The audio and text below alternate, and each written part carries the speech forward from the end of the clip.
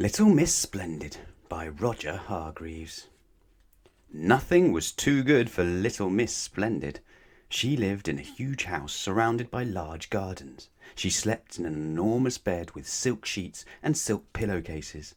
She bathed in a gold bath, and she dined off silver plates. Oh, she was splendid. At least she thought so. Little Miss Splendid thought a lot of herself. In fact, she thought about little else. One day, while taking a stroll round her gardens, little Miss Splendid came upon a small door in one of the walls. She had never noticed it before. I wonder what's through here, she thought, and opening the door, she stepped through. She found herself on a road. Along came Mr. Small, out for a short walk. "Good morning," he remarked politely, raising his hat. Little Miss Splendid stuck her nose even higher in the air and walked past him as if he wasn't there. What a common little man, she thought to herself. She came to a bus stop. Mr. Happy and Mr. Daydream were waiting for a bus into town. "Hello," grinned Mr. Happy. "Who are you?" "I," she replied, "am Splendid." "Oh," said Mr. Happy. "Are you going to catch the bus?" asked Mr. Daydream. "Me," she said. "The bus? Never." "I," she went on, "have never ever in the whole of my life travelled on a bus." An expression of distaste crossed her face. "You have to sit next to people on buses," she went on, "and that would never do." "Oh," said Mr. Happy, and scratched his head. He couldn't think of anything to say. Miss Splendid walked off with her nose very high in the air. Miss Splendid arrived in town. She looked at herself in all the shop windows as she walked down the street. "I must say," she thought to herself, "I do look absolutely splendid." And then something caught her eye. There, in the middle of the window of the hat shop, was a hat. Not just a hat and a half. The most magnificent, sumptuous, desirable, gorgeous, spectacular, amazing, splendid hat you've ever seen. Miss Splendid marched into the shop. She snapped her fingers and a saleslady hurried to her side.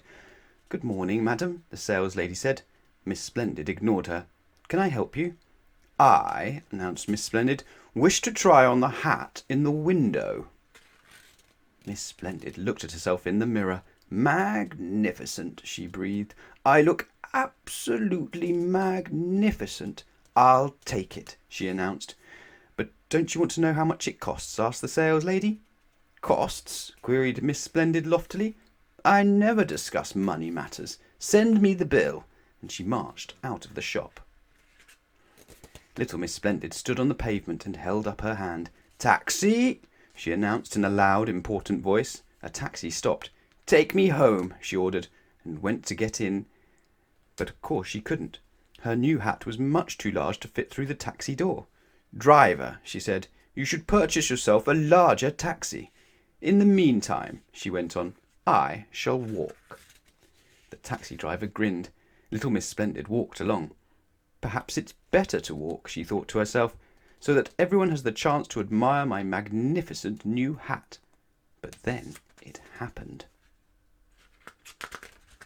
It started to rain, and the trouble was the more it started to rain, the more it rained. And the trouble was the more it rained, the more Miss Splendid got wet. And the trouble was the wetter she got, the wetter her hat got. What a sorry sight. Don't you agree? The bus, on its return journey from town, passed her. Mr. Happy and Mr. Daydream, on their way home and sitting in the dry, looked out of the window. "I say," remarked Mr. Happy, looking out at the bedraggled figure trudging along in the wet, "what a splendid sight!" Mr. Daydream giggled. "Splendid," he agreed. Miss Splendid, looking anything but splendid, arrived home.